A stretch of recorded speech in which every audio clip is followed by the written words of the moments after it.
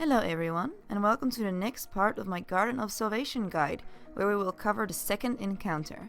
If you have not seen my first encounter guide, I recommend you go watch that first, since it covers some of the more important mechanics we will see again here. Now let's get started. There are a few things we will need to cover before we begin explaining the roles in this encounter.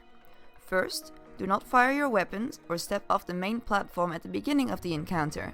If you do this, it will trigger the encounter to start, whether you are ready or not. For weapons, you'll want Shield Break or something to melt barrier champions with quickly. Izanagi's is good for taking out Angelics, of which there are quite a few, although a grenade launcher will also do the job. Additionally, you'll want something for general ad clear. There's also one main new mechanic in this encounter, which is the Enlightened buff.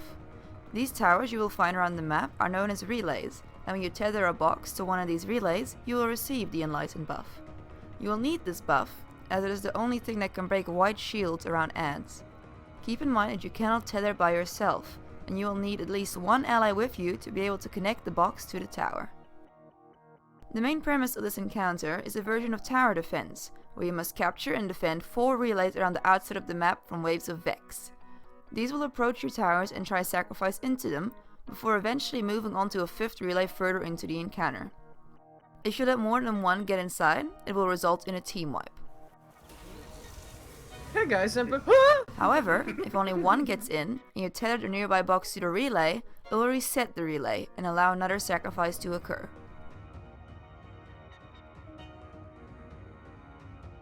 For teams, you'll want to assign everyone a tower and then have 2 roamers, one for towers 1 and 2, and one for towers 3 and 4. Have the tower 1 and 2 defenders stay at the start of the encounter, while the others run down the right corridor. Defender 1 and 2 have to take out an Angelic that will spawn shortly after the encounter starts and continue clearing ads. When there is a break in the ads, they need to tether the box to the relay to receive their Enlightened buff, as shielded ads will begin to spawn after the initial wave. You can tell when ads will spawn with the Defenses Deployed message above your superbar, while the Defenses Subside message means that all the ads have been cleared. In the meantime, the team of 4 running forward will need to clear out all the enemy Vex, including 2 barrier champions, and right at the next relay there will be an Angelic.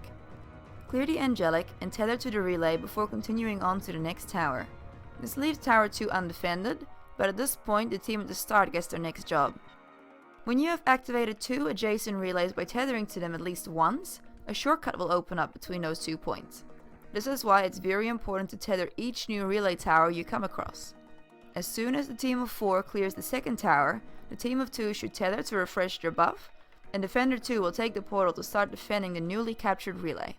Defender 1 and Defender 2 will clear the ads from each of their towers, and when the ads are all gone, one of these defenders will need to briefly take the portal to visit their neighboring tower and refresh their buff. After rebuffing, the visiting defender should return to their tower immediately before more ads spawn. This will repeat until the rest of the team finishes their job. Returning to our team of 4, they have kept running after clearing Tower 2, and will come across another duo of barrier champions and an Angelic at the next tower. Clear this again, tether to activate the portal back to Tower 2, and leave behind Defenders 3 while the rest continue on. There are now 3 people running onwards towards the last tower, the 2 roamers and Defender 4. Once again, there are 2 barrier champions and an Angelic to deal with, but once this tower is cleared and tethered, you will have portals leading to each neighboring tower. At this point, Defender 4 will stay at the tower to defend it, while the roamers start their job and move to their respective towers. The roamers' job is to visit each of their towers between ad waves and refresh the buffs of the defenders there by helping them tether to the relay. The roamer for towers 3 and 4 will have to head back to 3 immediately, as the defender's buff will be gone or very low by this point, depending on how long it took to clear the 4th tower. The roamer for 1 and 2 will head to their towers to help their defenders rebuff. We now have 1 defender at each tower, 1 guardian roaming between towers 1 and 2, while another roams between towers 3 and 4. The defenders should not leave their towers after this point, since they have the roamers to refresh their buffs for them. This is where the encounter progresses. After all the towers are captured, waves of ads will keep spawning, but every time ads spawn after this point, it will send 3 Angelics to 1 random tower. When these spawn, the roamer for that tower will need to hit over and help the defender take them out quickly. This will happen 4 times until each tower has been visited by the 3 Angelics, and no tower will be visited more than once. After the 4th group of angelics has been destroyed and all the ads have been cleared, the relay tower will disappear and the force field leading to the center of the area will deactivate. At this point, everyone needs to run into the middle and defend a relay at the very center of the encounter. Several angelics will spawn with each wave of Vex, which must be destroyed, so you can tether the nearby box to the new relay and receive the buff. There will be 3 waves of ants, with the final wave containing a new enemy known as supplicants. They are smaller versions of harpies that move very quickly and will detonate when they get close to guardians. After you've killed all the ads in the supplicant wave, the encounter will complete and your chest will spawn next to the 5th relay.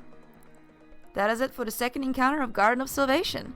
There is no secret chest after this encounter sadly, but the 3rd encounter will start in this very same area, so you do not need to do any parkour to continue on to the next stage of this raid. I hope this guide was useful and I will see you in the next video.